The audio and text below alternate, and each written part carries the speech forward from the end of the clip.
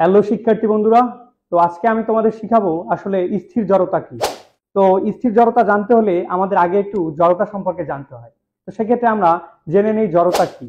তো আশা করি তোমরা জড়তা সম্বন্ধে তোমাদের একটু ধারণা আছে। তো সেক্ষেত্রেও আমি তোমাদের জড়তা সম্পর্কে ধারণাটা দিয়ে দিচ্ছি। আসলে জড়তা হচ্ছে স্থির বস্তু স্থির থাকতে চাওয়া এবং গতিশীল বস্তু গতিশীল থাকতে চাওয়া প্রবণতাকে জড়তা বলে, আমরা সেটা জানি। তো এখন স্থির জড়তা মানে হচ্ছে বস্তুটি তার স্থির ধর্ম বজায় রাখবে, অর্থাৎ বস্তুটি স্থির থাকতে চাবে। তো আজকের এই জড়তার এই পরীক্ষাটি করতে স্থির জড়তার আমাদের প্রয়োজনীয় বিষয় হচ্ছে এক গ্লাস জল অথবা পানি, তারপর হচ্ছে 5 টাকার একটি কয়েন এবং এক টুকরা কাগজ।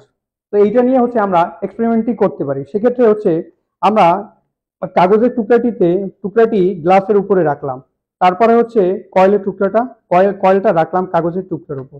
দেখতে পাচ্ছ যে কয়েলটি স্থির অবস্থায় আছে। সেক্ষেত্রে আমি যদি এখন যেহেতু স্থির জড়তা, সেক্ষেত্রে কয়েলটি স্থির জড়তা ধরে রাখার জন্য কয়েলটি স্থির থাকার চেষ্টা করবে। তো এখন আমি যদি এই কাগজের টুকরাটিকে টান দেই, সেক্ষেত্রে এই কয়েলটি দেখবা গ্লাসের মধ্যে পড়ে গেছে। তো সেক্ষেত্রে আমি যদি খুব আস্তে করে গতিবেগ দিয়ে টান দেই, সেক্ষেত্রে দেখতে পাবা বন্ধুরা কয়েলটি কিন্তু গ্লাসের মধ্যে পড়ে গেছে। তো এইটা হচ্ছে কয়েলটি তার স্থির ধর্ম বজায় রাখার জন্য সে তার জায়গায় স্থির থাকতে চেয়েছে। তো এটাই হচ্ছে স্থির জড়তার উদাহরণ।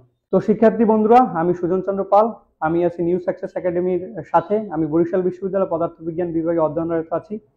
তো আমি নিউ সাকসেস একাডেমির বিজ্ঞান বিভাগের দায়িত্বে আছি। তো এইভাবেই আমি যেভাবে এক্সপেরিমেন্ট করে দেখালাম, এইভাবেই আমরা প্রত্যেকটা থিওরির পাশাপাশি এক্সপেরিমেন্ট করে দেখিয়ে দেই, যাতে তোমরা মজা করে বিজ্ঞানটা শিখতে পারো।